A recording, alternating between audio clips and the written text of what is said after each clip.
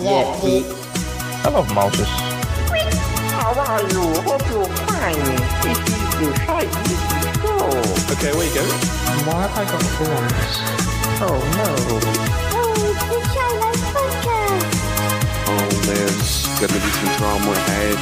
All I wanted was a pie. And then I hatched out of an egg. Okay, bring the mic over. He's ready to record. Is it metaphorical? Is it deep? Your show's getting so international, Paul. Good boy. He's got all that shy is right. Such a win. Blimey, Governor, it's the Shy Life Podcast. Oh my goodness. I dare have he done it. Excellent. 765.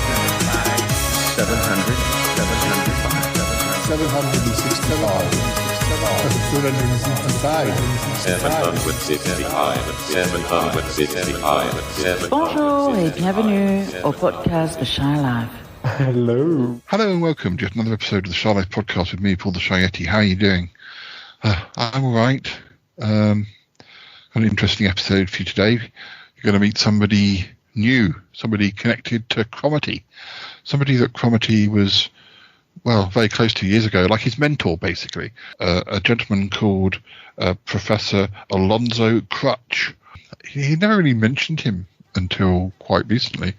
But anyway, let's run out theme music, and when we come back... and Grizzly's here as well, by the way. So Grizzly and I will be talking, and then you'll get to hear other things to do with Cromitty's mentor. Right, okay, right. So let's run that theme music. When we come back, there'll be more about this whole business. All right, run that theme music. Darling, it's the Shy Life Podcast. My favorite person is here. Keep it rolling. Yeah, but it's a positive thing, Paul. The highlight, the Shylight. I'll go anywhere but potato. Hello, captains. Go Shy Yeti. Oh my, have you ever found out my secret? Maybe has. I love the Yeti's It's my favorite thing. If you thought that was bad, just listen to this. Yeah, I am strangely drawn to Yeti Uncle John's ankles as well. I could eat my body weight in crisps. Has anyone seen my hot sausage? It's all gooey and meaty and yum. It was enormous. I don't think I'm ready to speak about it. Here comes the grizzly. It's the Shy Life Podcast. It's all wait, it's beginning. It's all right, I'm just being an alien. I like that. Hi there. Marvelous, Paul. Oh, this book is back. No, nothing.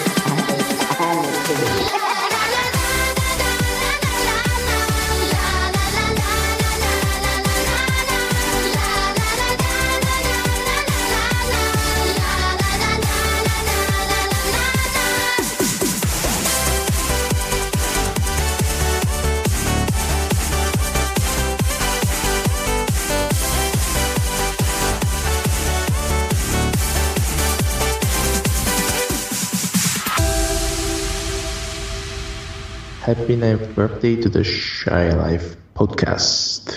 Ow. Happy 9th birthday. A huge thank you to Paul for his endless patience and generosity since I first joined this quirky, ever-evolving adventure. Especially given my chaotic schedule. I have to admit it. Like a fine wine, this podcast only gets better with time. It's a timeless creation full of heart, humor, and unexpected joy. Here's to many more wonderful, weird years ahead. Thank you. Oh, Grizzly, it's really good to have you back here in the house today. How are you doing? Oh, I'm fine. I'm always happy when you call me to come here. Oh well, it's nice. It's nice that you can come here because I can't always get out and about as much as I used to. And Yeti Uncle John I think he's busy doing things with Charlotte. So I don't think we'll see him today. I don't know what they're up to, but anyway. Hi, Cromitty. Oh, yeah. Hello. Oh, hello, Grizzly. Nice to see you. Yes, right. Oh, it's nice to see you, Cromitty, too. How are you? You okay? Oh, yes, I'm fine. I'm just a bit, just a bit busy, a bit distracted. You know how it is. You have up days, you have down days. Anyway, I must get on. Oh, all right. Well, we're up here if you need to talk. Committee? Well, I'd like to say I don't know what that's about, but I think I kind of do know what it's about, and I think maybe you might know as well. Listeners, Grizzly and I were here a few days ago when Cromitty was completely different mood. He was really up. What did you remember last time you were here? How excited Cromitty was? Yeah, I remember. He was very excited last time. Yeah, and that's because he'd met his mentor, this Professor Alonzo Crutch guy, at some sort of scientific conference he was at, and I don't know why they'd not seen each other for such a long time, but they hadn't. Anyway, it went something like this. Oh, hello guys, how are you? Oh, we're good. Grizzly's here. I know he's here. I can see him. Yes. How are you, Grizzly? Oh, I'm fine. Where are you going, Cromitty? Oh, I'm so excited. I don't know. You don't know, Grizzly, but Paul, you remember I was going to that conference the other day? Yes. You said you did say something. Yes, well, when I was there, I met somebody from my past, somebody who I'd not seen for many, many years. Oh, really? Who was it? It was my mentor from back in my university days when I was very young, Professor Alonzo Crutch. Oh, he's been working everywhere, and I just haven't seen him for such a long time. I was so excited to meet him. Oh, that's lovely. So he was like the person who inspired you when you were studying? Yes. Oh, I'm so excited. Oh, that's good. That's good, isn't it, Grizzly? Yeah, I'm happy for you, Cromitty. Grizzly, do you have a magic mentor, or is it lots of different people? Well, as you know, I'm in magical school, so I have a lot of teachers, but my true mentor is my grandfather, which is also a headmaster of the Overture Academy, so... I can't. I mean, there's definitely one or two teachers I had that inspired me, or I particularly clicked with when I was at school. But probably nobody quite as important as your mentor, Cromitty. Oh, I know. Look. Have a look at this on the internet. Okay, what's this? This is a website, and there's a little video here. That's him. Oh, he must be quite old. I don't mean to be mean, but if he was your mentor, you're older than me. Well, yes, probably just a little bit. Yeah. So, gosh, how old is he? I don't know, but he's not as old as Bettina. Oh well. Anyway, it doesn't matter how old he is. But go and click on it. All right, a little video, is there? Okay. My name is Professor Alonzo Crutch. I'm a founder member of the Society for Extraordinary Clever Clothes, otherwise known as SEXC. I'm a clever yet modest man. Is it not egotistical to say that you're one of the most brainiest men alive? If it's true, I have a room in my house which is full of all the rewards, prizes and certificates that I have received over the years. The room is the size of 2 football pitches. I also have 17 libraries full of books and papers that I have written. I have appeared on 635 podcasts, 173 TV shows, and in 2019, a movie was made about my life. It was called Genius. Yeah, I'm genius. In the summer of 2023, I also won first prize at the St. Peter's Church Fed raffle, and in addition was, 3 years in a row, the team captain of the winning quiz team at the Dog and Duck, my local public house. Anyway, please don't think of me as a boastful. I only wish to inform you of my achievements. Anyway, I've had to be brief, so If you'd like to learn more, please consult the Just How Clever I Am section on this website. Thank you. Oh, gosh. Wow. He's very confident, isn't he? Oh, well, yes, he is, but he's achieved a lot in his life. Yeah, he definitely...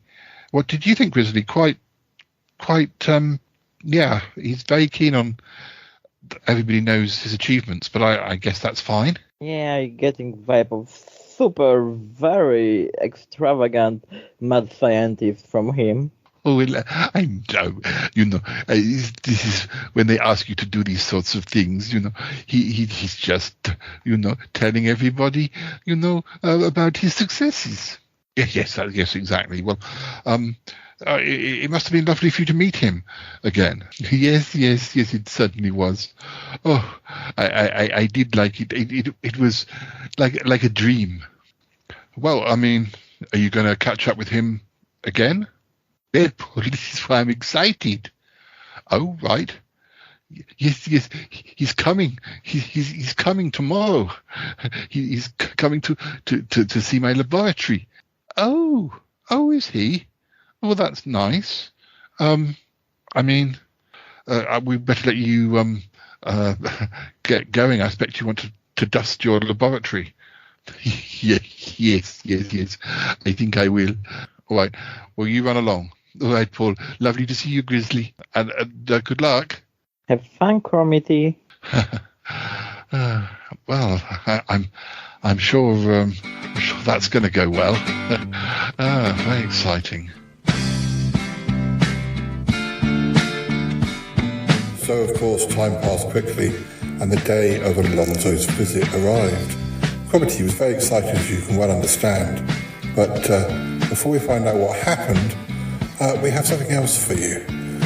We've had quite a few messages coming in about the 9th anniversary of the Shy Life podcast, so we'll be dropping those throughout the show. So you'll have to wait just a moment or two more before you hear what happened on the day of Alonzo's visit.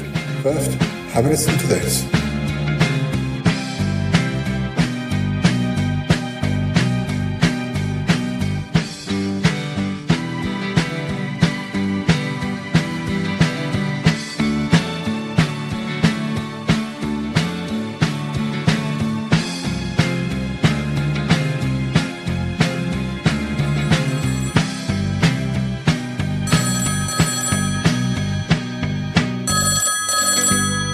Hello, Paul the Shy Yeti, how can I help? Hello. Hello, Paul. Hi, Tony and Lisa. Are you ringing to say something? Would it be wrong to say happy anniversary? Yeah, we hit the work day this time. Are we right? Finally. Pretty much spot on, or as close as we're going to get it this year. Yeah, you've got it right. It's only taken you 4 times. That's not a problem. It just shows your dedication and that you've got us in your mind. So we appreciate it. Yes, as I say, we're not having a big party this year, but this is the episode where I'm accepting birthday greetings. So yes, but whilst you're here, though, do you have a fact for us? Oh, I suppose we could do Saturn, couldn't we? Yeah. Have you ever sat on Saturn? It's hard to sit on Saturn. Oh. It's another gas one, isn't it? Because it's very gassy again, like Jupiter. Yeah. It's not as big as Jupiter by any. Well, nothing's as big as Jupiter, is it? No, nothing's as big as Jupiter. Well, not in our solar system. Jupiter's like the big, but big it's also very windy on Saturn. Oh dear! Okay. And the wind on Saturn can reach 1,100 miles an hour. Oh, that's a little bit windy then. So if you went on Saturn and you had your brolly, I bet you it would blow inside out straight away. Yeah. I only just bought it yesterday. Well, yeah. I should have looked at my Lonely Planet guide. Yeah, but Saturn is very well known for its moons. Oh yeah. You know, if you think of its moons, but the moons were first properly observed by Christian, he's got 2 A's in his name, Huygens in 1655. Galileo sort of observed it in 1610, but sort of his telescope wasn't quite up to it. He saw there was something weird about Saturn. I think he thought it had ears or something like this. Well, it had like big ears, like Prince Charles. King Charles. Well, he was Prince Charles then, wasn't he? He wasn't even born then, was he? No, the to-be Prince Charles. There was a Prince Charles born then. All right, okay, that's true. Did he have big ears? I don't know, he's got long hair, you can't see. Okay, but yeah. Yeah, so he thought Saturn might have big ears, but yeah, once they had decent telescopes, they realised, there was a ring around Saturn. There are actually rings around all the gas giants they've discovered now, but yeah, I've observed the rings several times with my telescope, and because of course the rings slowly, as Saturn sort of moves about, some of the time the rings are edge on, so they're very hard to see, and some of the time you can get a much better view of them. So, it's one of the things you should look at if you ever get a decent telescope. And Saturn is quite easy to find as well. It's not as bright as Jupiter or as bright as Venus, but it's still, on a good day, Saturn is not too hard to find. Are any of those moons worthy of a Airbnb visit? Or? Well, the thing is, you've got an opportunity here, Paul, actually, and I think Yeti Uncle John should get onto this. They keep, like Jupiter, they keep discovering new moons of Saturn, and Saturn now has, as well as the rings, it has 274 moons. Okay. Of which 63 have names. Oh gosh, that's quite a lot of moons to name then, isn't it? So there are still 211 moons that need some names. And they've probably run out of gods by now, haven't they? And normally they're named after the titans of Greek mythology, except they're going to run out. So if you know anybody who considers themselves a titan of mythology, well, I think they should fill in the application form and send off. You might have to enclose some Green Shield stamps or something like that, or some sort of cereal packet tops. But I reckon Yeti Uncle John should launch a campaign to name some of the moons after either himself or some of his friends. I mean, there's just so many that they need names, and they're only... I was thinking, you're giving me an idea. You know, there's that TV programme, Race Around the World, where people race around the world. Well, eventually they're going to run out of places to race around the world. But they could go to space and they could race around the moons of Saturn or something. Maybe. Yeah. Well, I don't see why not. How long would it take them to get there, though? Saturns a bit of a way away. Considering it takes like a couple of years to get to Mars. Well, let's see. The Earth is about 93 million miles away from the Sun. At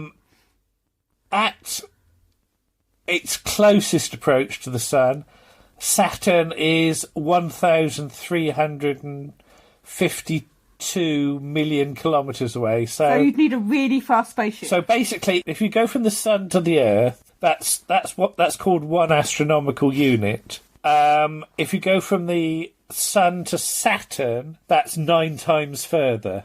So, it would take you a bit of a long while. It would take you a bit of a while to get there. So they'd all be dead. Maybe one of the later seasons, and or they could send us through a bit earlier.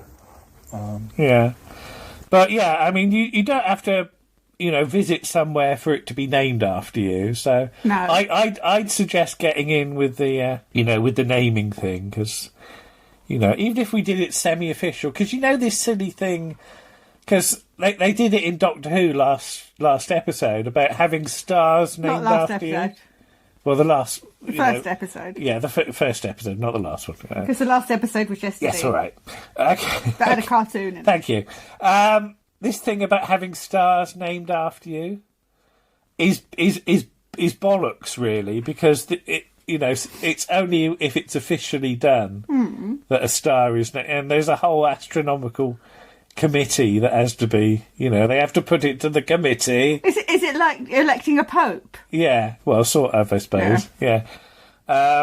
So, yeah, when you get this certificate saying the star is named after you, all it means is that you've got a piece of paper that says the star's named after you. It doesn't mean anything, but, yeah. But, yeah, the moons of Saturn, I think, at least gives you an opening there. So I'd say to Yeti Uncle John, just get on with it. It's a bit like those certificates that Yeti Uncle John's got in his study that say he's achieved various things. There's no way of proving that actually happened. But. Yeah. So maybe he could sort of knock up about 200 certificates and just fill in your name and sign it. Yeah, that's an idea. Anyway, okay, there you go. I guess I'd better get on with the episode because there are other things going on. And thank you for your birthday wishes, anniversary wishes, and thank you for your facts. And we must do something. We must do something soon. Okay. Bye. Bye. Bye for now. Bye. Bye. Yes, to last you walking all that.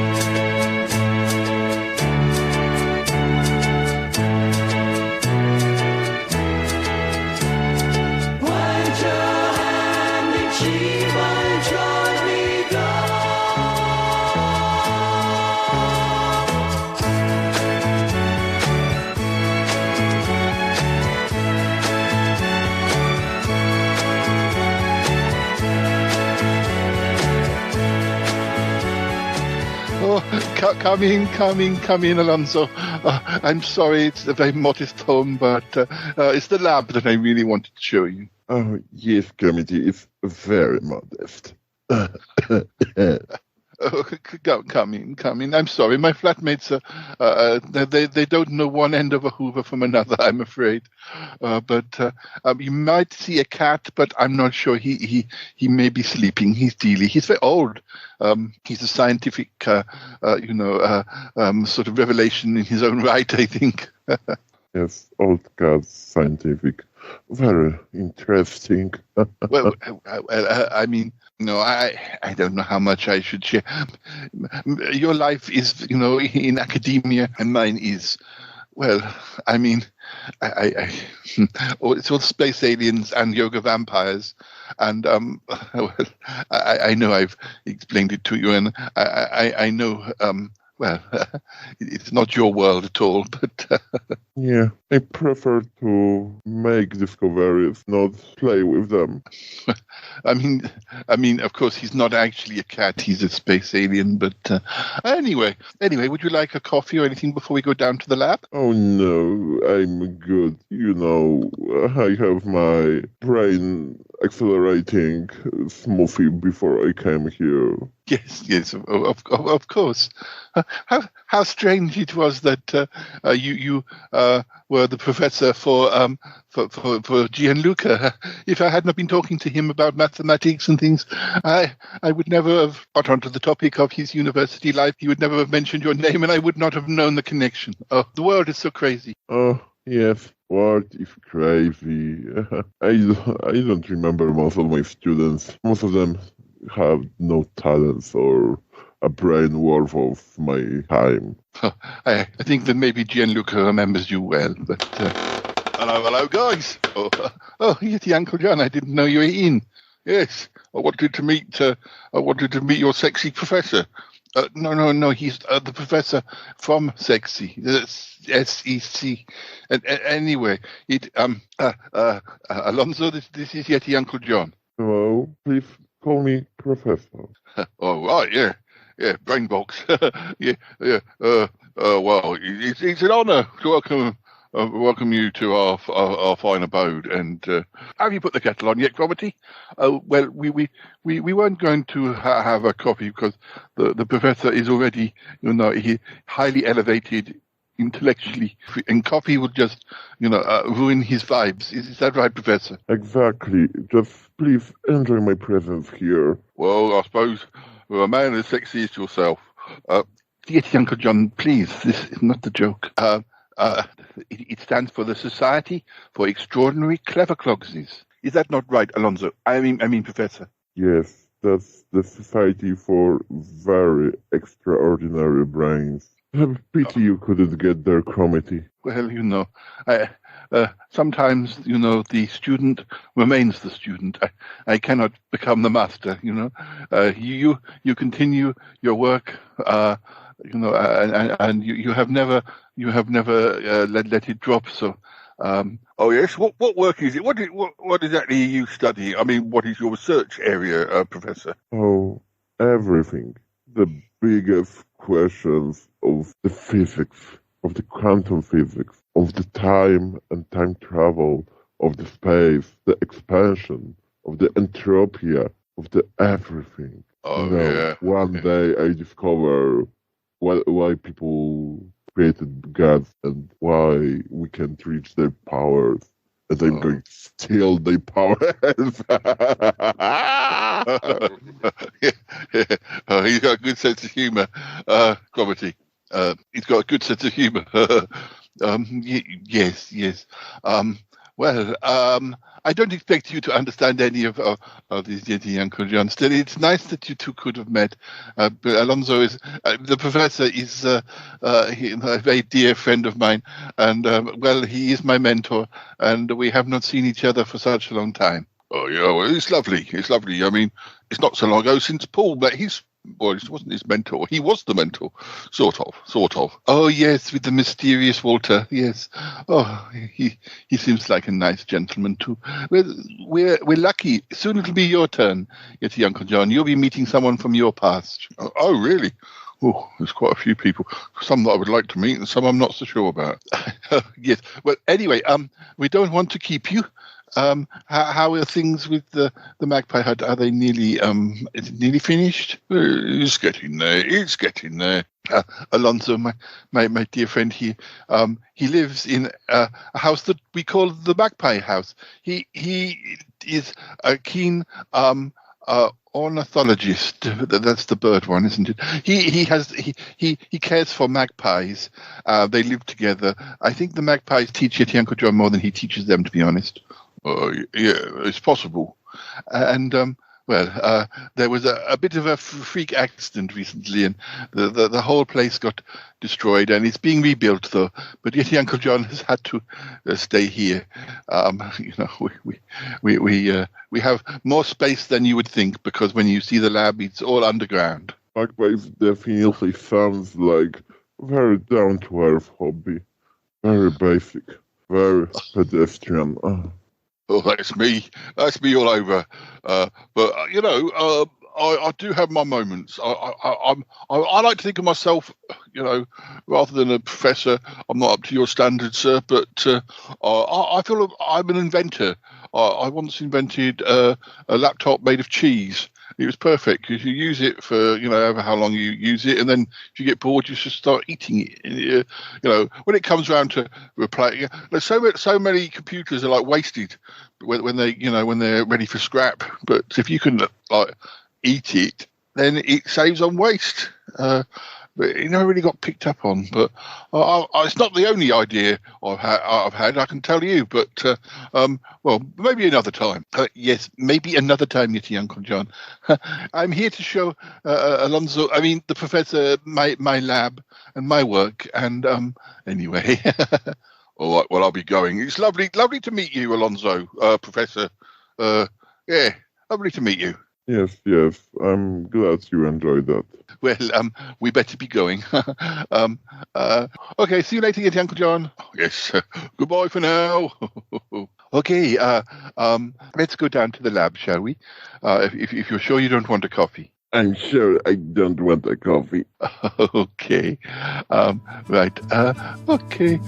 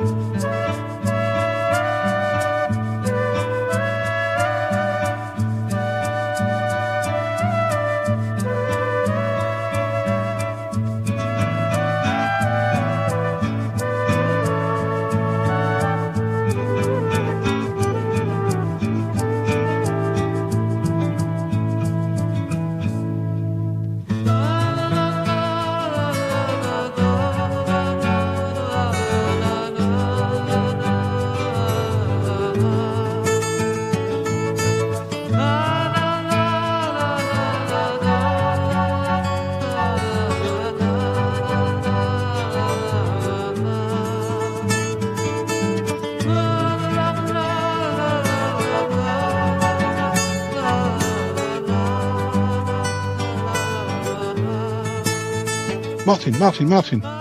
Yeah, Holmes, I should say. Sorry, not. You really need to be labelled differently. I thought you were talking to all three of us. There's Martin, and Martin. Yes. Who was the other Martin? Anyway, never mind. Let's keep it enigmatic. Maybe the three Martins. Would it be like the three doctors in Doctor Who? Oh yes, we argue with each other constantly. I don't know which one's the clown, though. I suspect that might be me. Take this glass from me because I'm going to spill it otherwise. It's a glass of champagne. We're celebrating our 9th anniversary. 9 years, Madam Boy. I had planned to do a proper 9th anniversary special, but one thing and another, it's just not going to happen. So I'm just handing out glasses of champagne to members of the cast who just come past. Yes. But so it's very nice to give you random free drinkies. I mean, it's especially these London prices. I don't know. Well, this is the trouble, and also I do worry though that it ruins. Maybe we should be grumpy about the champagne. But, we're having trouble with our reputations of being grumpy when we're together, and we seem to be slowly mellowing. That's true. That's true. Actually, I mean, I could be an old whiskey drunk. Everybody go away. But no, champagne drunks are a completely different kettle of beans, really. Yes, I mean, of course, obviously, alcohol very bad for you. Probably best tip. Also, the bubbles go up your nose. But it comes up episodes of the Avengers to me.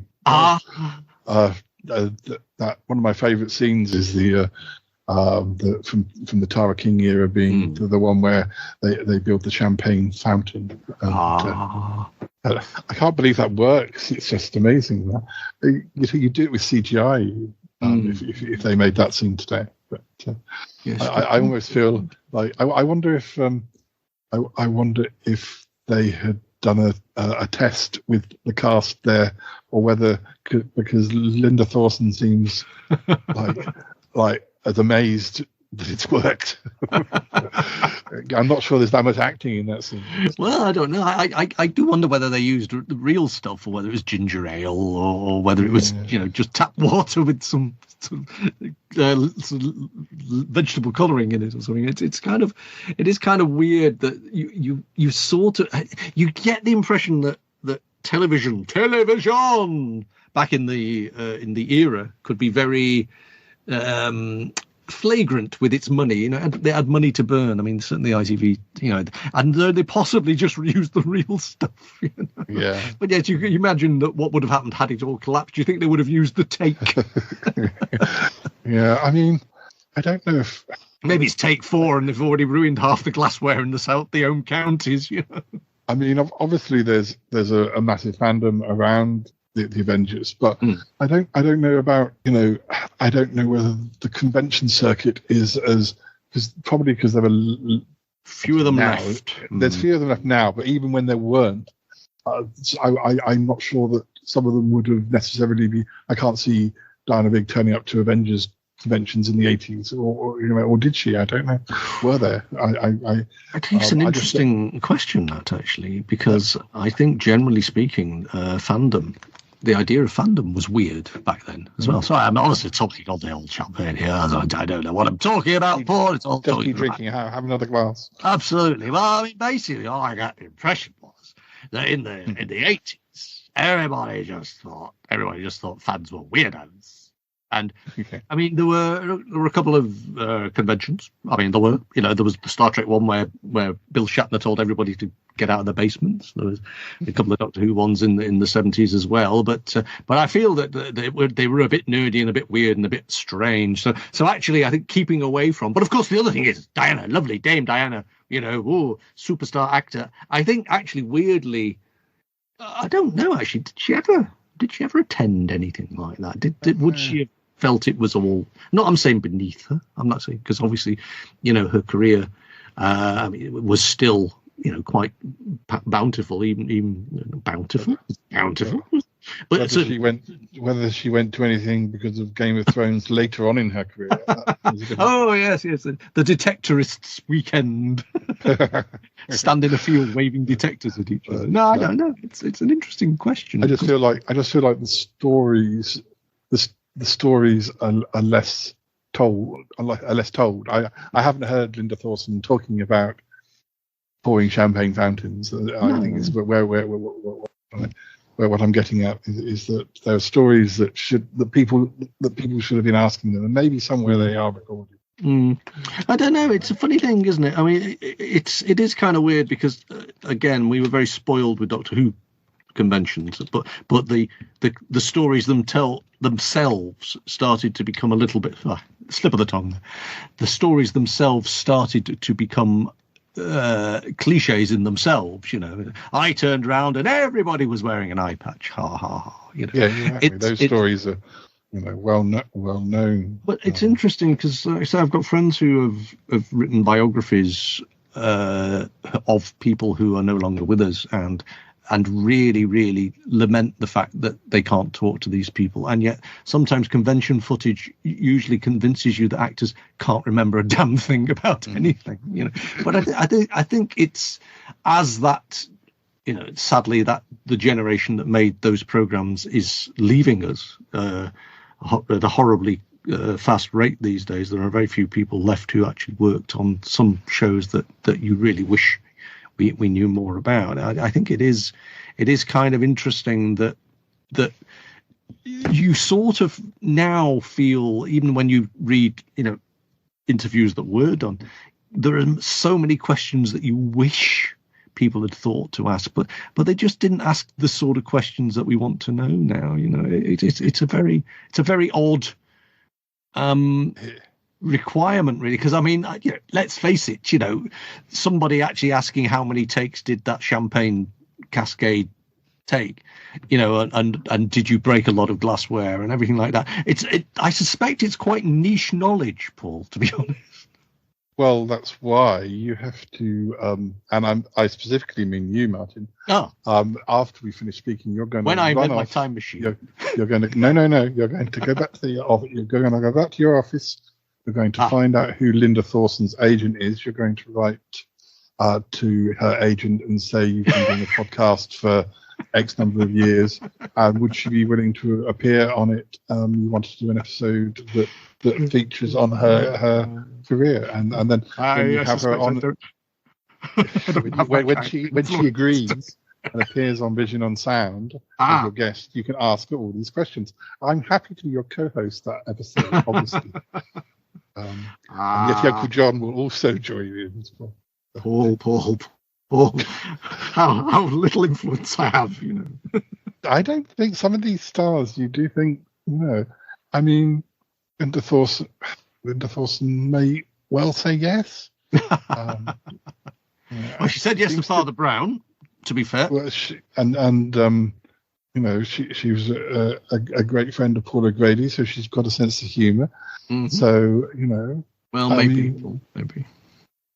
Let's see. Well, I expect to hear her on your next show. Anyway, have another glass of champagne.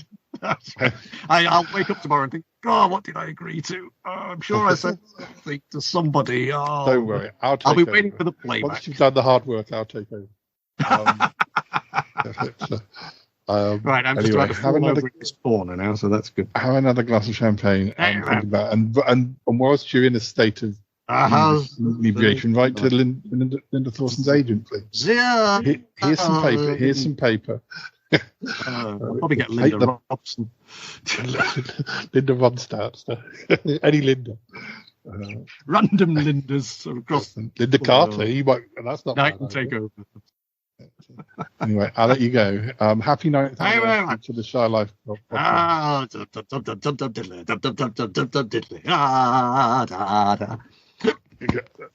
Come on, listeners, let's go. Okay, so I better let you can stop recording. Oh, thank you very much. And you need to start writing that message.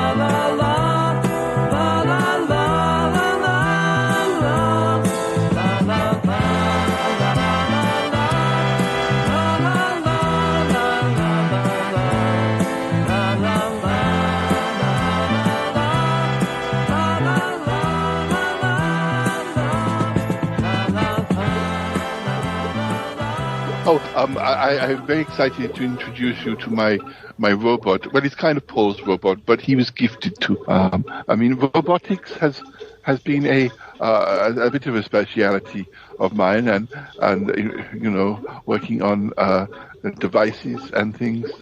I recently made a shoe polisher that actually had the side effect of turning an adult male into a baby. It wasn't my finest moment, but I tinkered with it, and now it's great with cleaning shoes. I get ya. Cleaning shoes. Everyone needs cleaning shoes. Good job. You saved few lazy people from cleaning their shoes. Yes. Well, I mean, it turns out that I invented a robot from the future, but I haven't invented it yet. But I'm going to. And it came back to visit us now. And, well, it's a little bit complicated. I don't yet know how much it was my, invention and how much it was my colleague's invention. But all I know is that it came from the future to the past, and, well, it pretty much saved the day. So I feel quite proud of it, and yet I haven't even done the work yet. So, I mean, I guess that sort of thing happens to you all the time. Things that going to happen in future are going to happen to future. So there is no point in brag them now, because they didn't happen yet. Even if they happened in the future and were transferred here. Oh, yes, but, well, I just thought I'd mention it, but the robot you'll meet today, his name is Cuthbert. He started off as just a computer, but he can move a bit now. He kind of keeps everything working down here. Please, come across. Cuthbert, we have a visitor. He's my mentor, Professor Alonzo Crutch of the University of Bari in Italy. Hello, Professor Alonzo Crutch. I believe that I have heard of your work. I am very pleased and privileged to meet you. Hello, Robert. I'm happy you are pleased by my presence. Keep going.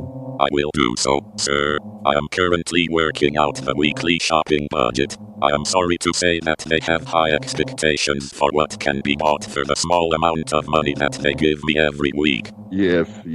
That's very functional function and option.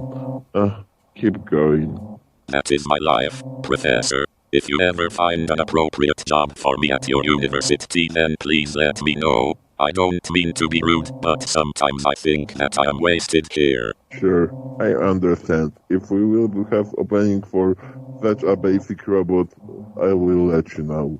Even shoe polishing would be good. Recently I have even found myself replaced in that job here at the house. Sorry to hear that. Poor robot. What's going on? Sorry, I was just distracted for a moment. Cuthbert, what are you saying? Nothing at all. I am happy with my work here. Oh, Cuthbert, I heard what you said, and I am sorry if you do not feel that your talents are being used to their full capability.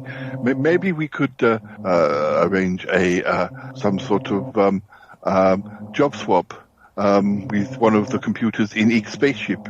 Maybe you could go and work there for a while. It is fine. I am content. I love my life. Kiss. Exclamation. Well, we'll talk about it later. Now isn't the time. I'm sorry, Alonzo. Professor. I did not mean to stir things up. I did not realize that Cuthbert was dissatisfied. But between you and me, there is a gentleman that has been lodging here, but he's not here today, called Hubert. He has been causing some problems. There's a bit of rivalry between him and Cuthbert, and I am not sure if that has inspired this way of thinking in Cuthbert that perhaps he could do better. But it worries me. Anyway, Alonzo, what else can I show you? Oh, over here we have these are tapes from Sutton Park.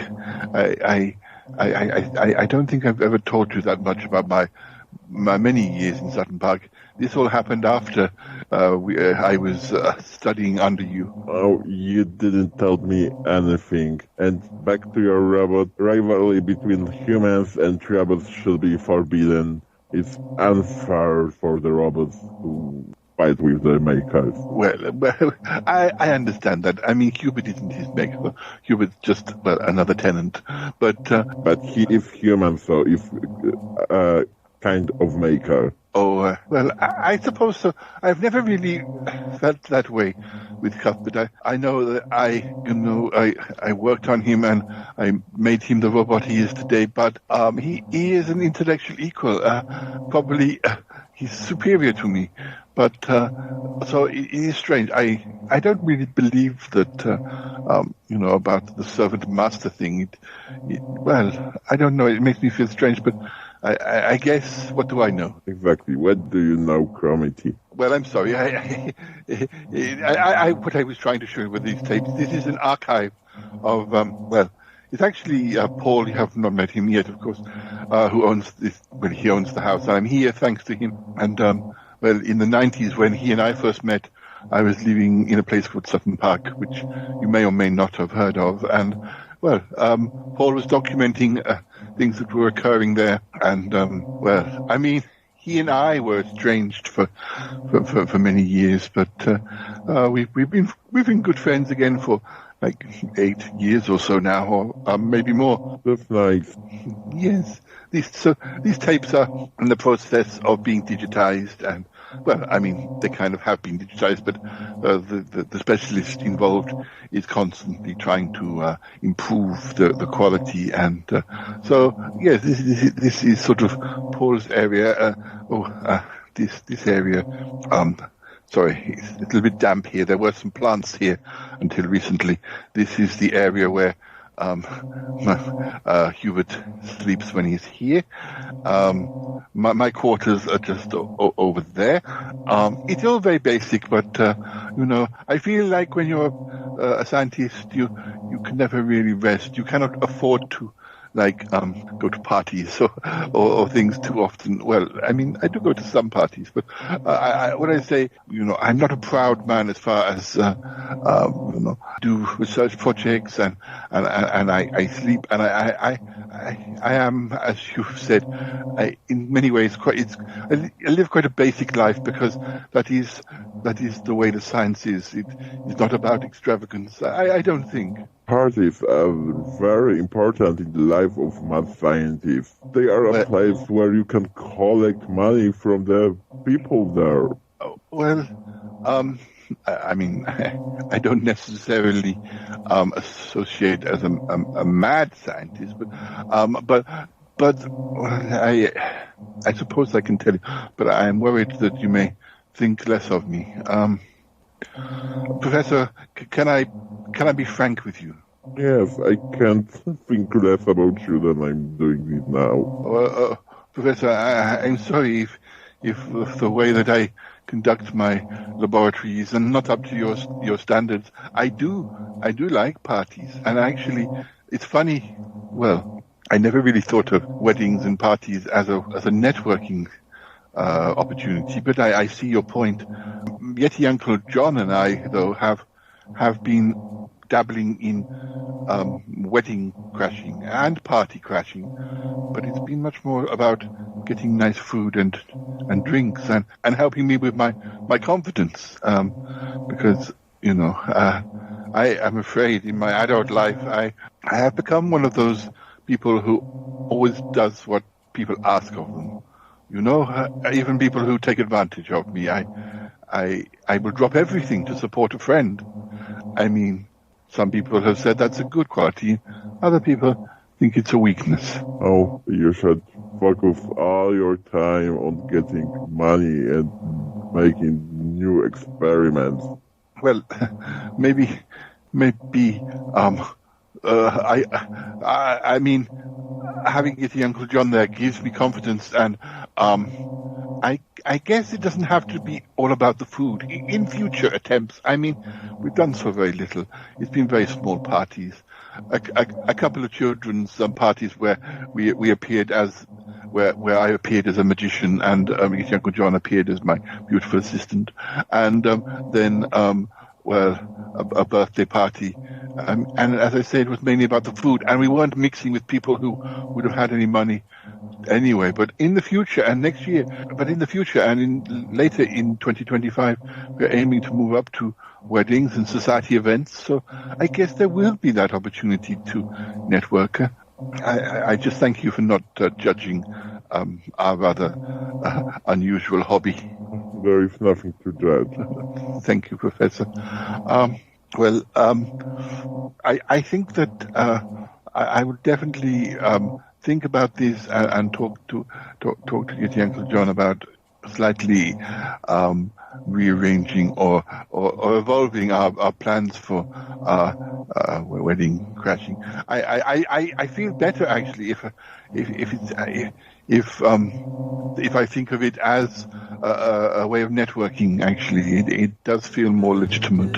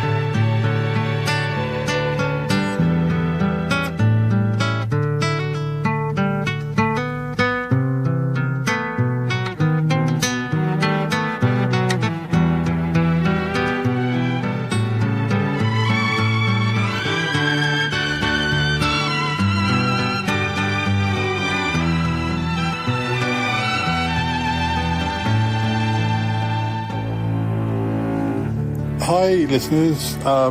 We've got a familiar voice for you here. It's Callum. Hi, Callum. Hello, everyone. We're here. Do you know what anniversary of the podcast we're celebrating this year? Is it the 9th anniversary? Gosh, how did you know that? It's like I told you or something.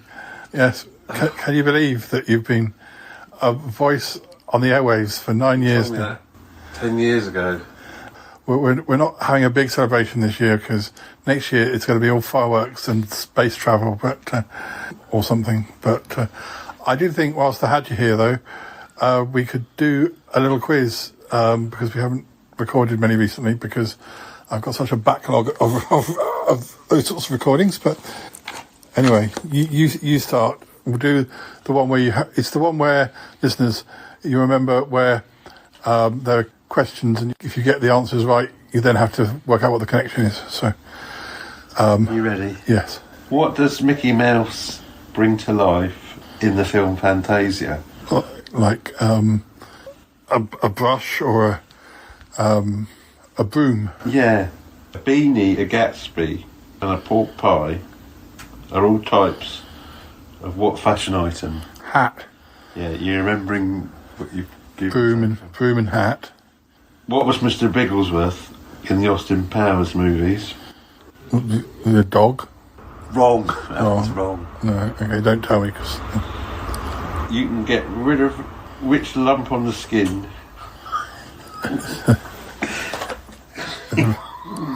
Writing's very small and we're very old now. I mean, listeners. You can get rid of which lump on the skin by rubbing a toad on it and then impaling the toad on a tree. I think I've seen the answer. You can get rid of which lump on the skin by rubbing a toad on it and then impaling the toad on a tree. Yeah. Well, I think I saw the answer, so I think I won't be able to. Okay. So I got broom and hat. Is it like... I was going to say... Give an extra clue. Oh, yeah, go on. Double, double, toil and trouble. I always thought that was bubble, bubble. It's double, double. I think it's slightly different in different countries even. Is it Halloween? Witch. Yeah. Because you didn't get cat, Mr. Wrigglesworth. Cat. Oh, yeah. Cat. And the toad one was wart, but well, let me do one. What was the name of the NASA space mission that took man to the moon? Apollo. Yep. The London football team is called Crystal what? Palace. God Save the Queen is the what anthem of the Great Britain? National. What do you call a map of the world wrapped around a sphere? Globe. Do you want the clue? No, they're all theatres. More specifically? London, West End. London theatres. And the clue was the internal ice creams cost a bomb. Oh, the interval, sorry. All right. Next one. Complete the name of the film starring James Dean, East of Eden. Complete the Boney M lyrics, By the Rivers of Babylon. It's better, isn't it? What is the national flower of England? Rose. Correct. Rosemary, mint, thyme and sage are what types of plant? Herbs. See, you're cooking now. What's the link? Do you need the clue? Herb, Rose, Eden, and what's the other one? Babylon. Babylon. I was going to say biblical places, but that only really figures for the first two. No, I'll give you the clue. Monty Don's office. Like a kitchen? Yes. No, I thought he's a chef. Is he not a chef?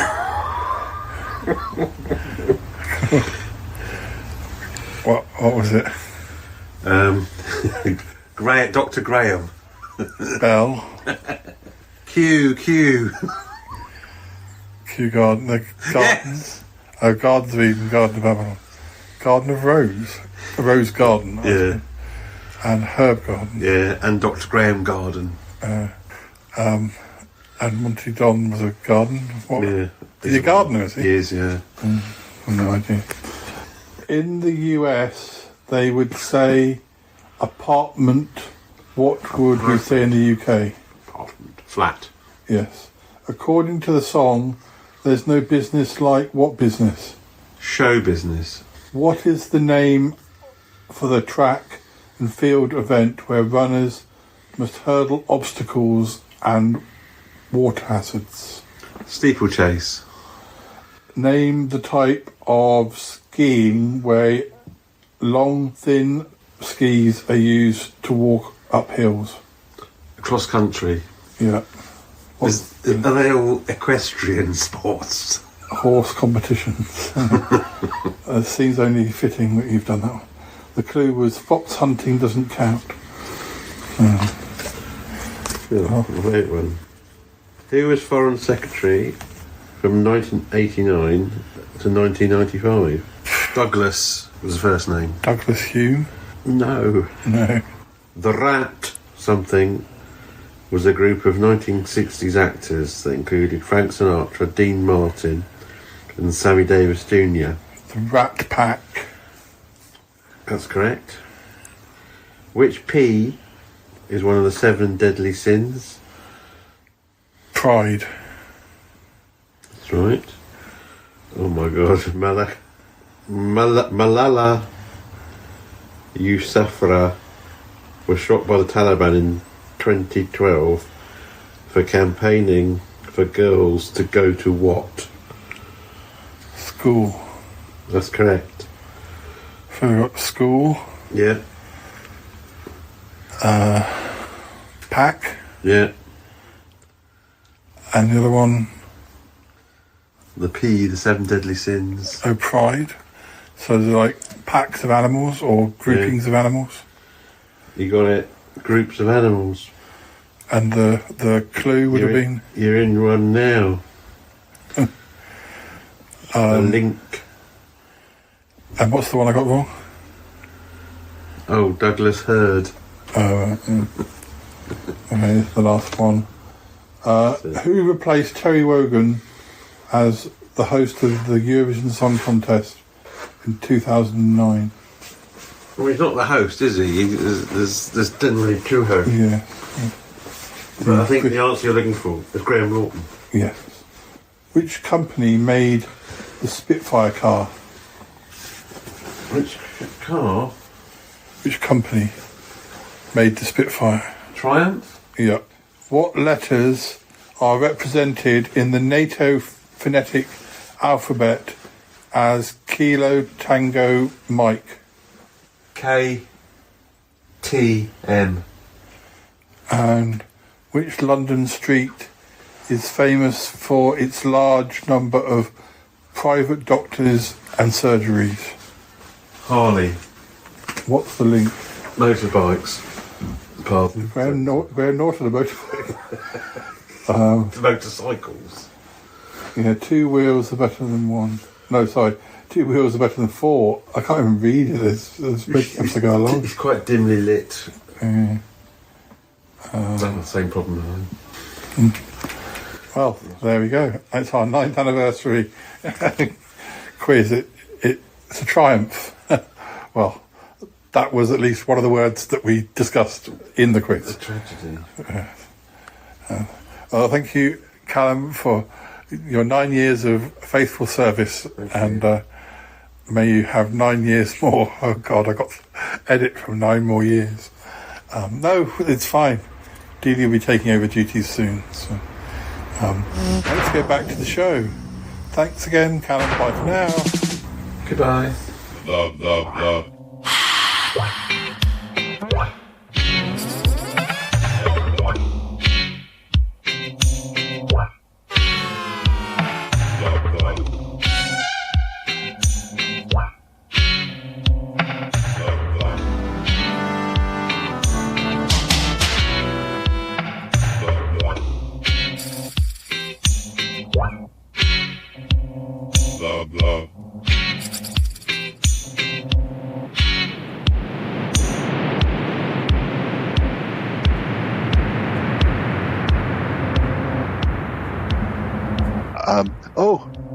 Here comes Paul. Hello. Oh, Professor, sir. I'm Paul Shagety. I guess I own this flat and I kind of own this laboratory, but I don't think of it like that because these guys are all my friends. Hi. It's quite an honor to meet you. Hello. It's a pleasure to meet you too, I think so. Thank you. Thank you. Cromitty, I hope Cromitty's offered you a coffee. Oh, no. I don't drinking coffee. I have my brain-stimulating smoothies. Yes, I did offer though, Paul. Oh, I'm glad to hear about it. What did I hear as I was going down the stairs? Something about fundraising, networking. Yes, I was just talking to the professor about networking, about trying to meet more people who can fund my research. It's all about funding, isn't it, Professor? Exactly. Without funding, you can't make any groundbreaking discoveries. Yeah, I guess that must be the case. And of course, there was that time when you had to work at the supermarket. Nothing wrong with working at a supermarket, but, you are a scientist, and I always thought that it sort of was distracting you, but I guess you were doing that other job as part of funding.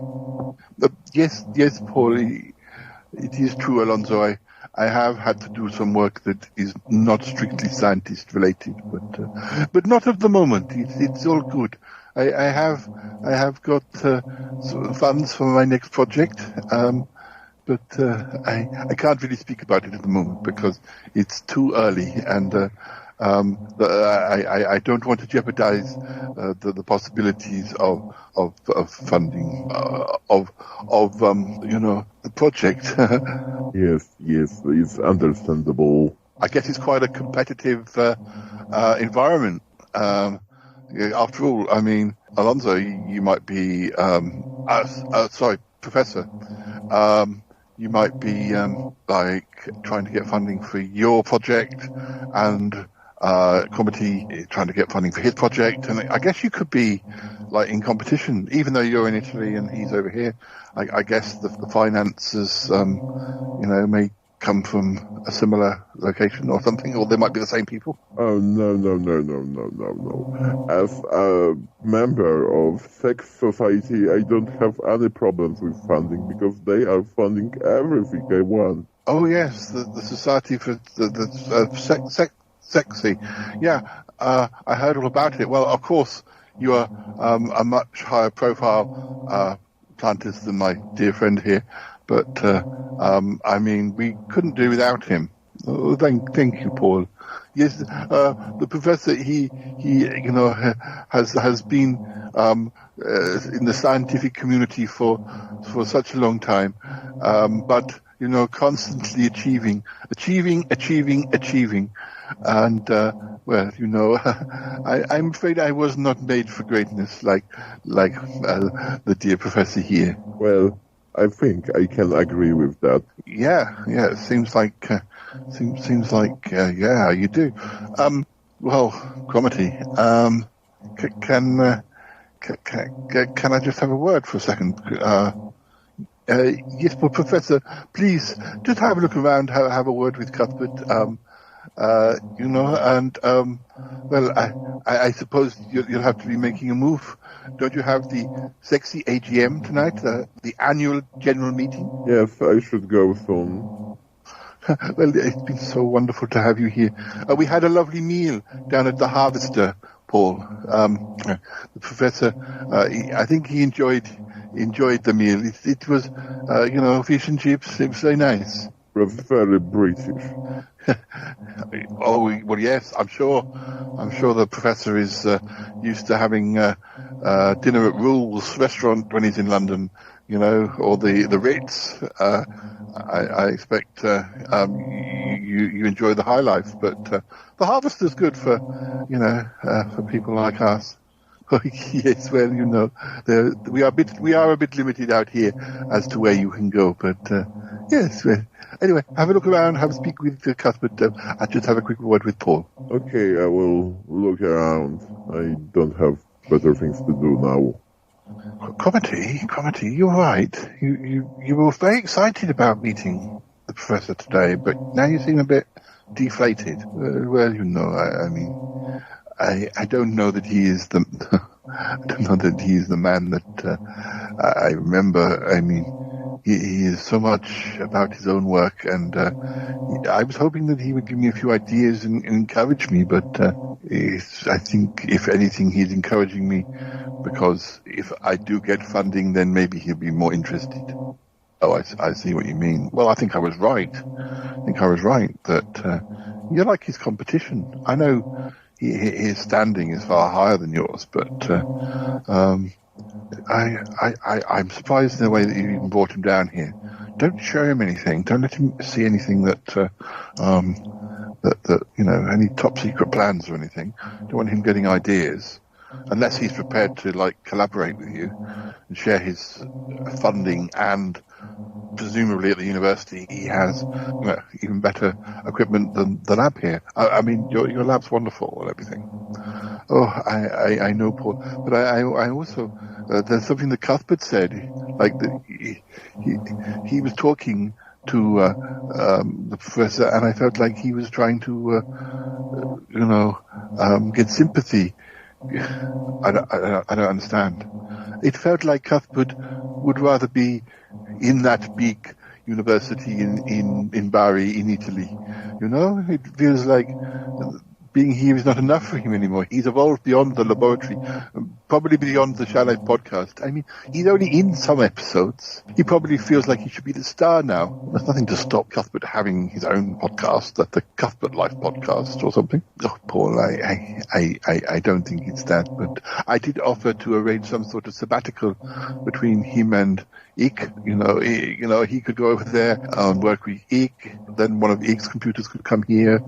I don't know. He didn't say no, but anyway, I wonder what those two are saying. Oh, don't worry about it, Cromitty. I'm sorry it's not been quite the meeting you thought it was going to be, but he's full of himself. No, he is, but he's my mentor. Well, sometimes these people change. You go down different paths. Don't fret about it. We love you. His opinion doesn't matter. Oh, Paul. And the listeners love you too. Oh, listeners. I wonder what they are saying. So what is your university laboratory like, Professor? Oh, it's very big with all the newest equipment, and I'm currently working on the vortex to another dimension, but not the regular another dimension, because that's easy to make. It's another dimension. It sounds wonderful. I would so love to hear more about it. Maybe you would share your email address with me, so that we could discuss the subject. Although I realize that I am not clever enough to actually work in it. We don't use email in my laboratory. We all communicate with neural links. Maybe I could be upgraded so that I could join the neural link. You have to talk to Cromitty about this, but I'm not sure your circuits would stand that power. I understand, Professor. I understand. Oh, Cuthbert, you mustn't bother the professor. We depend upon you here. Yes, Cuthbert, we depend upon you. But please, have you worked out that shopping list yet? Yes, Paul, it is all done. I will put the order through this evening. Oh, thank you. Did you get my tins of ravioli? Yes, Paul, I got your tins of ravioli. Thanks, and the camembert? I got you 3, just to be sure. Oh, thank you. Well, did you get my mung bean salad? Yes, I got your mung bean salad. And that bottle of champagne? Yes, I got the bottle of champagne. Champagne, Cromitty? What are you celebrating? Oh no, I find champagne is perfect for, like, if I have screws and bolts and they get rusty, you drop them into a glass of champagne, it takes all the rust off immediately. Blimey, I hope you got cheap champagne. Well, I do like to drink a little bit of it. It is super cheap. I do not have a big budget to work with. Well, Patreon only brings so much in, Cuthbert, but, Cuthbert, you don't really want to go and work in the professor's lab, do you? I would be happy just to dust and clean the lab. Oh, Cuthbert, we're going to have to do something this year. If you're not feeling like you're being used to your full potential, we need to talk to it. We need to talk to, I don't know, we need to get you out a bit more. You can't be stuck in this lab all the time. You can hover these days, remember? You rarely use your hover mode. Yes, Paul. Maybe we can discuss the matter another time. Anyway, I must go and help your mother with her crossword. I didn't know you helped my mum with her crossword. Oh yes, we are friends online. Oh, I see. Well, don't worry, Cuthbert. I'll find out if your neural pathways do what's needed of them. I promise. It's okay, Paul. I am fine. Oh, I better go. I think they're leaving. Anyway, Professor Alonzo, thank you so much for meeting me today. I know that your time in London is only quite brief, and it is, quite a way out of town, we rarely get visitors out here in the sticks. Well, I would say it was a pleasure, Cromitty, but I hate lying. Oh, of course. You have such a dry sense of humor. I hope we can do this again sometime. I wouldn't count on it. I'm a very busy person. Oh, of course. Well, if you could find time to somehow reach out to Cuthbert, I sense that he is very, he strives for more, and even advice would be a good thing. I think you're right. I don't think his neural pathways could cope with your technology in Bari, but anyway, if you could just help him. We will try and help him here. We will try and make him rise above himself. I mean, he can hover, so I guess I don't think he could rise above himself, but he could rise above us. Anyway, sorry, I know your train is coming, so thank you so much. Thank you so much for coming. Thank you for having me, Cromitty. time for me. Well, goodbye, and thank you again. Thank you for making me the man I am today. Goodbye, Cromitty. Goodbye. Oh dear. Is he off? Yes, he is. He's a bit of an arsehole, isn't he? Yeti, Uncle John, you can't say that. No, but he is. I was reading his profile. He thinks he's the bee's knees. He thinks he's the best thing since sliced bread as well. I don't think he's either. Oh, well, I would agree. I would agree. He's not a nice man. He's not a nice man. I hope he didn't see any of your top secret plans. No, I don't think so. I don't think so. No. I looked around that lab, and it was such a disappointment. There was even a single idea I could use in my experiments. As we saw, no potential. Want to be buried over, want to be buried over, can't to be dead and dead have haste on.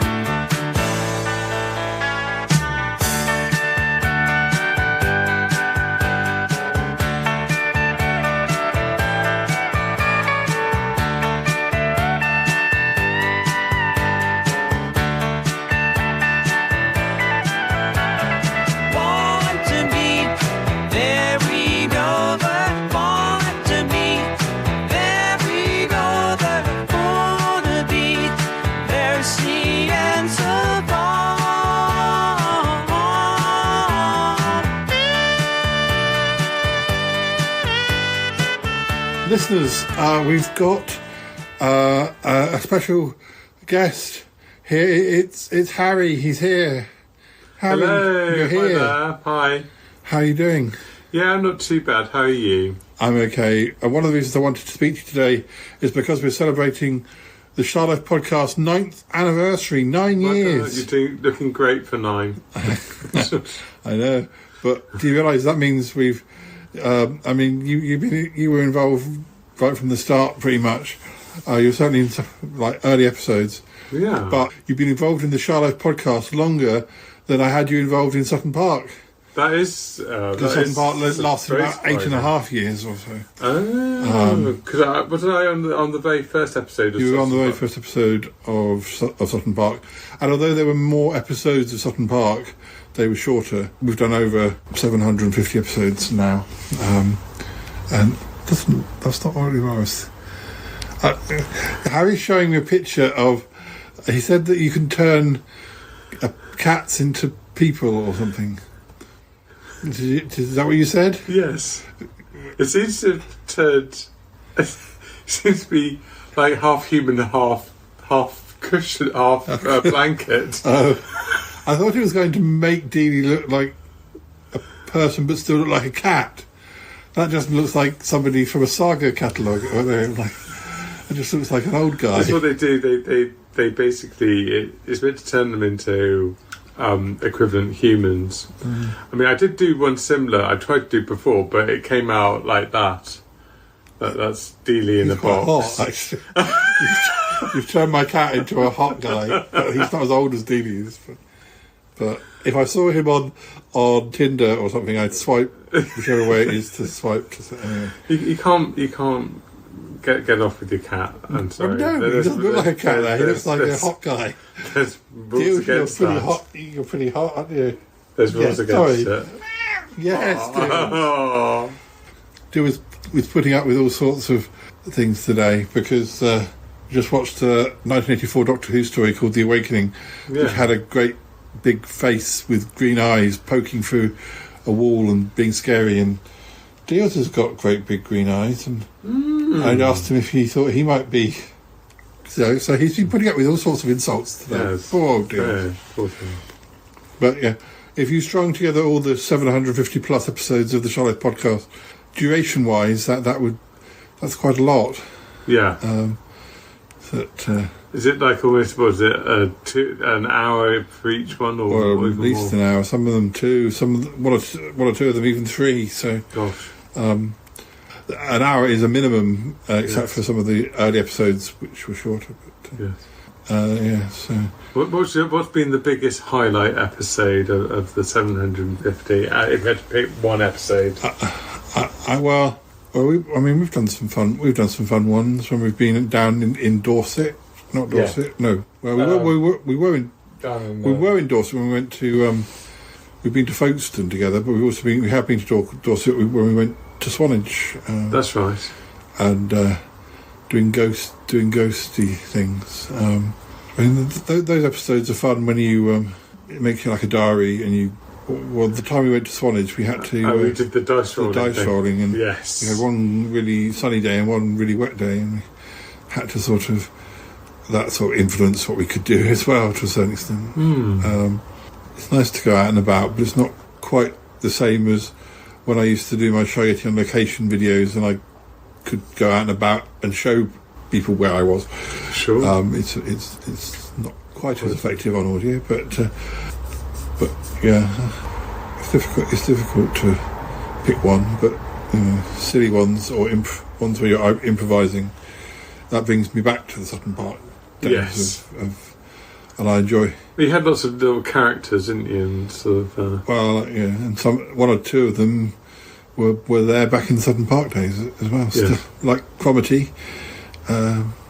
Cromitty, you were there, weren't you? Oh yes, Paul, I was there. I was there back in the day. Oh yes, I remember it well. Yes, and then we fell out for many years. We did, but we don't have to talk about that. And then I was living in your walls, wasn't I? Yes, you were living in the wall space of my flat. We don't have to dwell on that. We don't have to dwell on that, Cromitty. It's fine.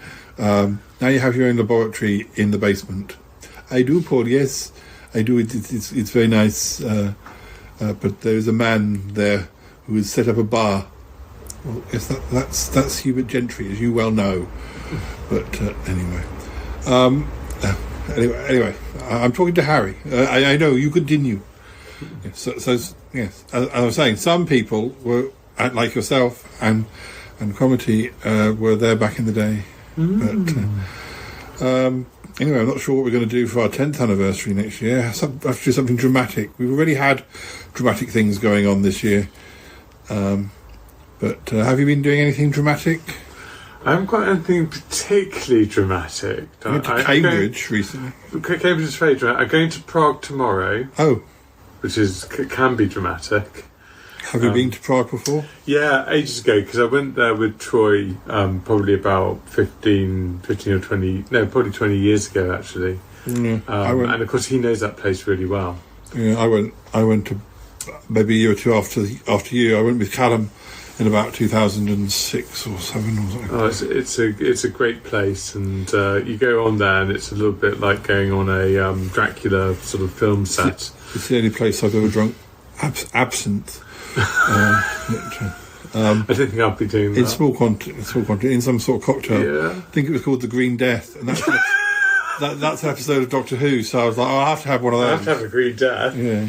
Even if it kills me. No maggots came out of it, like in that story. But do you remember one of our friends? We won't name him, but one of our friends went to Prague for work and came back very disappointed. And then it turned out he'd just stayed the side of Prague that his hotel was. Oh. He'd not crossed the bridge and gone to the old part of the town. So because the modern part of the town is just pretty modern and. Oh yeah, I think I know who you mean. Yeah. They didn't really go around, really, and they got. Did they say something like the locals looked really miserable or something? Well, I mean, all I can remember is that there must have been a greatest hits of Roxette released around that time, because every bar you went into, Roxette was playing, and I think Roxette was. Well, I mean, Roxette's still around today, but at the time, in the mid-noughties, they weren't played a great deal over here anymore, but they were obviously still doing extremely well in Prague. But, nothing wrong with a bit of Roxette, but it was just funny that every bar seemed to be playing them. So I can only imagine that they had a unless if you hear Roxette, they don't know this, they haven't found how to eject the CD. Maybe it's like they're 20 or 30 years behind, and so then what will happen is that I'll probably have something from the mid-noughties. Don't know what that was. Sugar Babes. Sugar Babes. Girls Aloud. I'll probably hear that when I'm over there now and think of this. Yeah. We'll have a good trip. How many days are you there for? It's 4 days, so it'll be a nice little trip away. Looking forward to it. Well, say hello to Prague from me. I was there in November, so I guess it'll be maybe slightly better weather than November. Although November, it wasn't too bad when I was there. It was quite sort of 23 or 24 degrees at the moment, and but a bit variable, like us. Well, have a good trip, and thank you for showing up for the 9th anniversary. And no problem. I should probably involve you in the 10th anniversary. Hey! Yay! Hopefully we can go on a trip sometime. That'd be good. And in 2 years' time, it'll be the dice event. It'll be our 100th anniversary, and we'll have to go on holiday for sure in 2027. But, we've known each other for 700 years. Wow. Bye for now. Bye.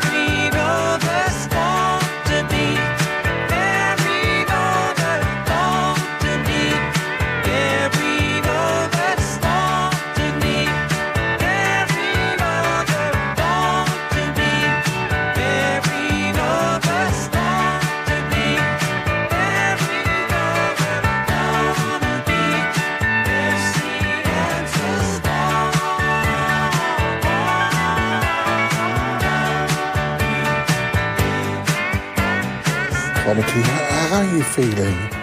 Are you alright? Oh, I'm fine, Paul. I'm fine. No.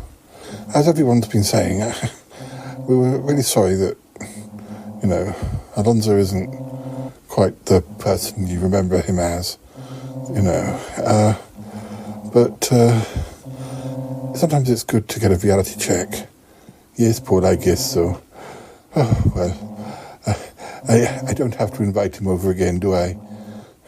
No, you most certainly don't. Anyway, I need to say goodbye to the listeners. Yes, Paul. Goodbye, listeners. I'm just going to go back to my lab. I'm a little bit concerned about Cuthbert, Oh, I'm sure Cuthbert will settle down. He loves being here with us. I don't think he'd really want to run off with Alonzo. I'm pretty sure Cuthbert must realise that... he was a complete egotist. I do hope so. Oh dear. I'll show him that website. Yes, show him that video. That'll soon make Cuthbert see what he's like, if he hadn't realised already. All right, see you later. All right. Oh dear. Listeners, what a pity, eh? Anyway, it's time to go, and I hope you enjoyed all the 9th anniversary chats that we put into this episode.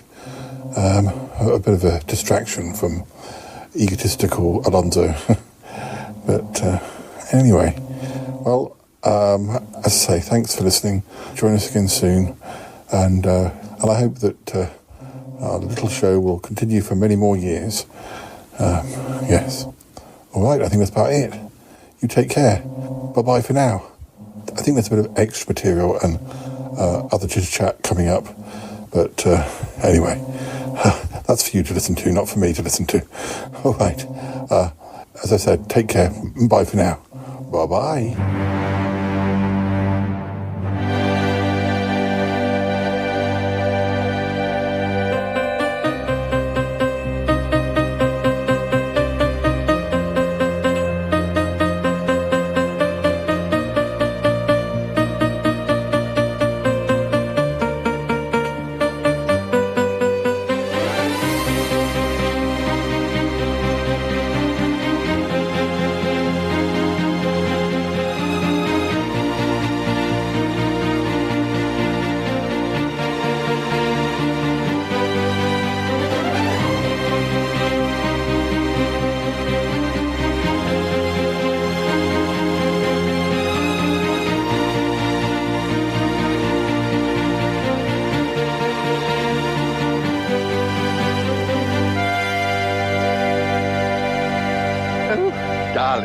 wonderful being up in town again. I feel like I've been hiding away the last few months after some of those things that have been happening, after that awful business at the toy hospital. Oh, I know, but that was awful. I'm happy you are all right. Well, Yeti Uncle John, it's so nice that you could join us. Oh, well, I'm here. You know, if I like to be a chaperone. Usually I'm just a chaperone to Charlotte, but it's nice to be here for you as well, Bettina. Oh, darling. Well, who's somebody I recognise? It's coming this way. Do you know? I'll try to place his face. Oh, he's that professor. Oh, darling, I don't think I recognise him. Charlotte, do you know him? Oh, I think so. I might have a romance with him when I was filming in Italy in 70s. Yeah, it's Cromitty's mentor from university. Alonzo, he's a sexy guy. Oh, don't worry. Oh, oi, sexy guy. So, have you called for me? It's me, Yeti Uncle John. We met at Cromitty's house. Apparently my friend Charlotte Shade, the great actress. Apparently you two know one another, maybe. Yeah, you are a friend of Cromity. How can I forget such a basic person? Hello, Charlotte. It was an age since we met last time. Hope you are good. Oh, I'm alright, Alonzo. It's nice to see you. What brings you here? Oh, Cromity invited me to see his laboratory. And didn't you have your sexy AGM? Darling, sexy? What's that? Oh, it's just the initials of the Royal Society or the Society of the Incredibly Brainy Bonces or something. Oh, darling, are you intelligent? Oh, yes, you are. Hello, I want to introduce myself. Darling, I am Bettina Dupre. I am a great friend of Charlotte's. We both used to act together in the 70s, and she is one of my best friends, if not my best friend, darling. It's nice to meet you, Bettina. I think I've seen a movie or two with you and Charlotte back then. Oh, a fan. I'm flattered. Everyone's a fan of you two ladies. We're going to have to make a move. Are we going to see that Wicked movie or something? Oh yes, darling, it would be nice. I think friends of ours are in the production. Oh, yes, I think someone we knew was directing that movie or was playing that movie. I'm not sure now. I'm so confused today. Yeah, terribly sorry, Alonzo, but we do have to rush. What a coincidence bumping into you. And, yeah, how funny that you knew Charlotte. Oh, it's not a problem. I really rush into my meeting, so it was nice to bump on you, Charlotte. Hope you're going well. Oh, of course, Alonzo. It was nice to see you too. Memories get back here. Well, nice to meet you too. Oh, he is very handsome. Darling, why did you let him escape? Oh dear, you two ladies. You know, it's a mad scientist. There is no future with men like this. They are good for a play, or two, or three, for 3 months maybe, but you know, you'll never be such important as his experiments and funding and, well, I think he used me to get some funds back then, so, and I used him in other ways. I think it was an equal exchange for us. Mad professor, you say? Well, Cromitty, he did have that sort of reputation when we first met him. It's a good thing he got that out of his system, but, I mean, I never really took to him. I think he made Cromitty feel quite sad when he came to visit, but anyway. Come on, let's go then. Come on. Time to get to the cinema. Come along. Oh, darling. I feel like I'm being shepherded. Oh, yes, you're my 2 lovely sheep. Oh, I prefer to be a wolf. Oh, yes, Uncle John. Wolf. Ba, ba. Oh, ba, ba. Rawr. Darling, silly boy. Let's hurry because we are going to miss the advertisement. And I think they are advertising a movie I'm playing. Darling.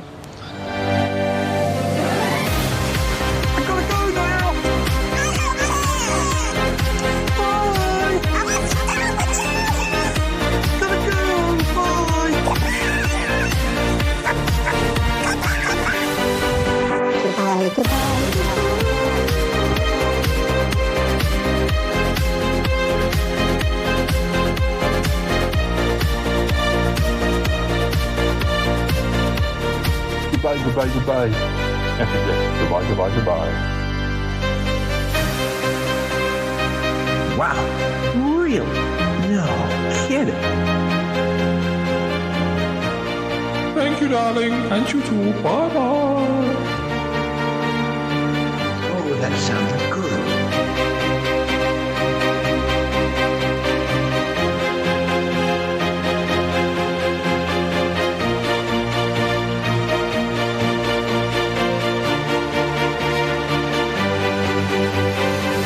This show is part of the Pride 48 network. Find more shows over at pride48.com. Oh dear, what's going on now? Oh, it's the Shy Life Podcast. Let's go.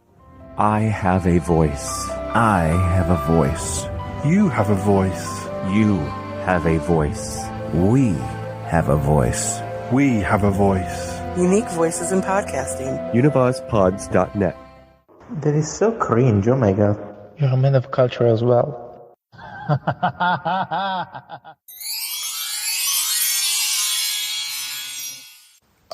Listeners, we have some extra material because we started recording this episode, well, at the beginning of 2024.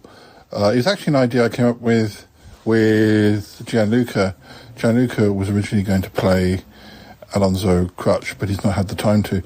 But he did do a voice memo to me that inspired me to come up with the storyline.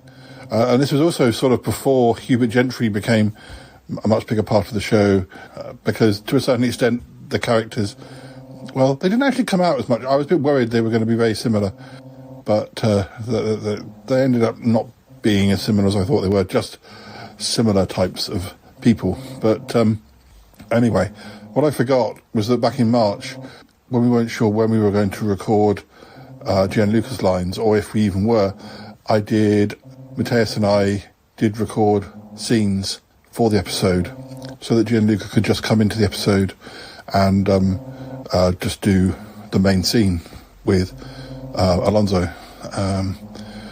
But I forgot all about that, and I just started again. And anyway, I didn't really want Grizzly and Alonzo in the same episode, really. I just thought it might be a bit distracting, but as we recorded it, I feel like I should share some of what Matthias and I recorded. So this is it. Have a listen.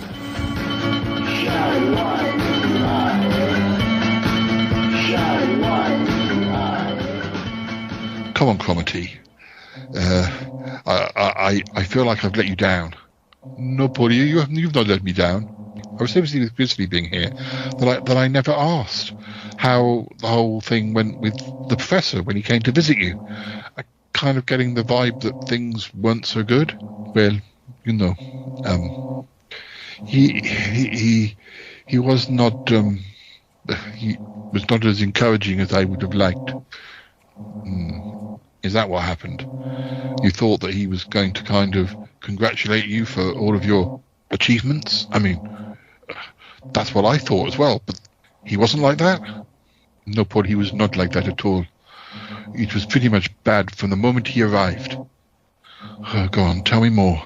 Right, so let's do some Cuthbert bits. Or the robot, or let's just use the one that sounded like the robot. Okay. So if you say something like, "Hello, my name is Cuthbert. I'm very pleased to meet you, Professor Cromitty. I'm a very clever computer," or anything like that, man. Hello, my name is Cuthbert. Nice to meet you, Professor. I'm a device created by Cromitty.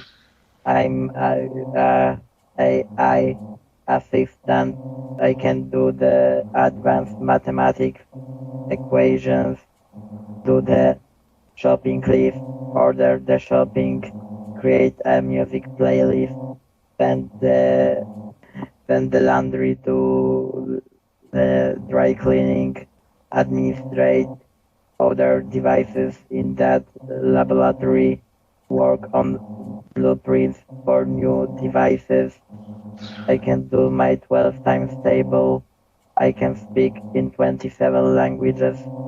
I I've seen every episode of Doctor Who, even the ones that have been deleted. Okay. I saw all the Doctor Who episodes, even the missing ones. I can clean your shoes and give you a receipt for your dinner to cook. I can sing to you. Okay, it can get increasingly more desperate, so that like Cromitty has to tell him to shut up or something. I can sing to you. I can tap dance. I can just lots of little bits. I can sing you a ding dong song about the dong, or I can order you a plant.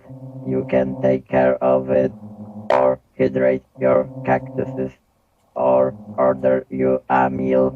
I can clean your shoes. I said it. Oh, did you say it again? I can clean your shoes. I can tap dance. Does Casper have a body? He's a robot, so yeah, he can. Okay. But he probably can't tap dance very well. I can tap dance or do the robot dance. I might even start in the You Can Dance reality show. I can slice your vegetables. I can give you a haircut or make your makeup. I can sew you a gown. I can walk in high heels. I can do anything you want me to do. Would you like me to do a handstand? I can even do a backflip. Oh no, my robo spine. That'd be enough. So Grizzly, as you can see, after I talked to Cromitty, I could see why he was disappointed. I mean, you said it, I said it. That man, that professor, he was full of himself. That little video that he showed us, he couldn't stop talking about all his achievements. Yeah, he was definitely not the humble person. No. Typical mad scientist. Yeah, well, I mean, Cromitty's not like that, but it's not to say that, Cromitty's such a sweetheart, but to be the sort of scientist that Professor Crutch is, you probably do have to be more egotistical, and I felt very sorry for him. He kept saying, it was nothing, but I knew it wasn't nothing. Oh, Paul, it's nothing. It's nothing. Sometimes you meet people and you used to be very close to them, and then you realize they've changed, and you can't get that back. But you mustn't let it spoil the memories you had back in the day. Well, I know that's true. I have had a few friends that I've lost contact with, and then I've got back in touch with them, and they've not been the same. But it doesn't mean to say, that you're feeling hurt now, and that's perfectly valid feelings that you're going through. And I don't suppose he even realised that he'd upset you. I don't think he'd have cared. I don't think it's like he used to be far more human. Well, maybe he isn't human. Maybe he's had bits of himself replaced by robots or something. By a robot or something. Well, it's quite possible. Well, don't let it worry you.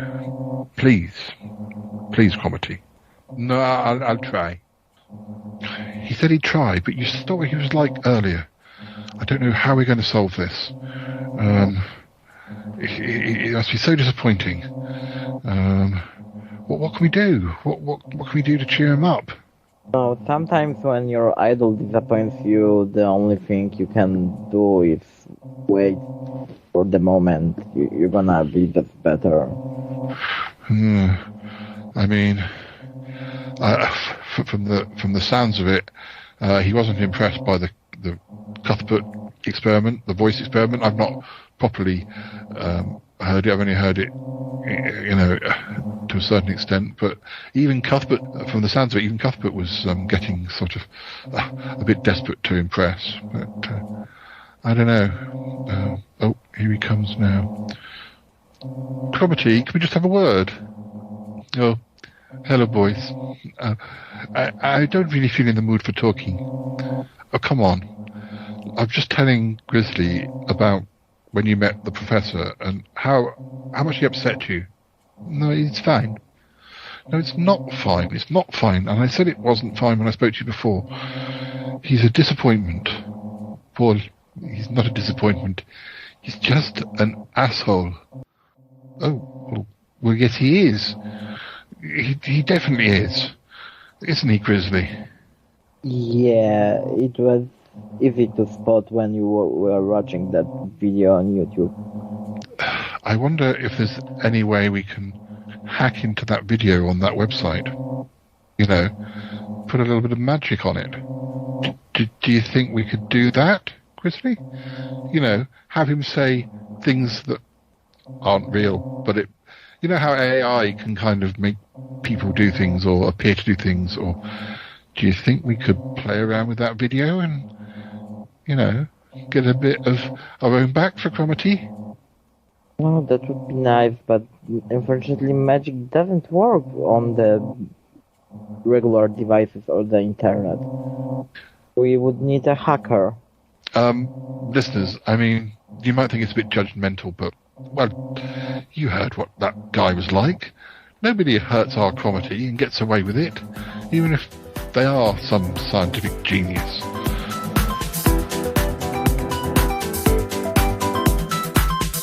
This is just the weirdest thing I've ever heard. Well, gotta tell you, I didn't expect that. What the hell just happened on this show? I mean, seriously, reverse it, because I lost... What's going on? What happened? Man, was that worth it or not? Oh my goodness, that was a darling little shoe. Whoa, I love that one. Great show, Paul. Yep. That was a good shoe. 765.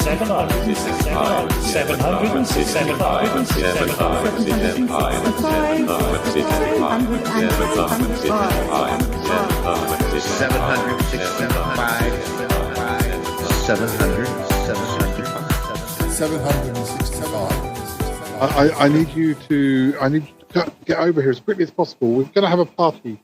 Well, maybe we're going to have a party. We're going to have cocktails. You know, you and I are like cocktail kings. Okie dokie. I think I can be here tonight. Good. It's the 9th anniversary of the Shy Life podcast.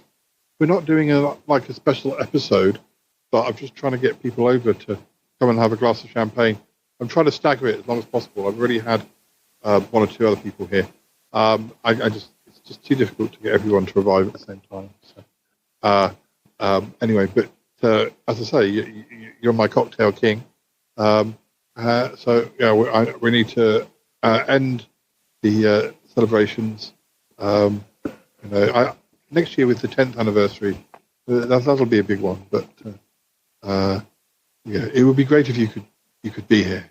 Okay, I will be there, but I'm not drinking the champagne. I hate champagne. No, we'll have our cocktails. But okay. Well, of course we've got a bar in, as you know, in the building now. So I'll just make sure that Hubert's around and he can knock us up anything we want. Really, he should have all. That's if he is here, because sometimes he's here, sometimes he's not. Okay. I feel like he has maybe got a second business on the go. I don't know what he's up to, but yes. What do you fancy for food? We can get takeout. Well, we'll see when I get there. Okay. I promise you there won't be any dramas, and we won't be recording. We'll just be having nice cocktail times. And, sure. Yeah, anyway, but I am recording this bit, so let's just say it. Happy 9th anniversary, Shy Life podcast. Happy 9th anniversary, Shy Life podcast. All right. I'll see you soon. And listeners, I'm sure you'll see Grizzly soon as well. So, or hear him. Whatever. All right. See you later. See ya. That was beautifully done. Oi, oi, that's your lot.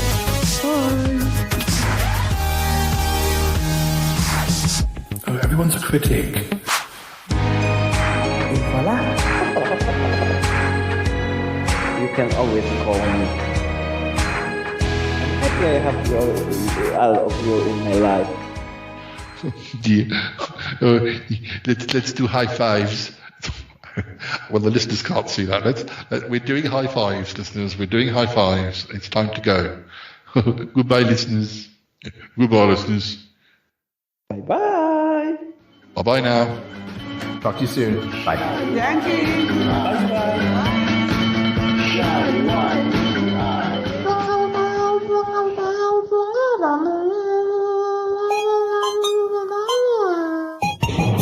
Okay, stopping recording now. Take care.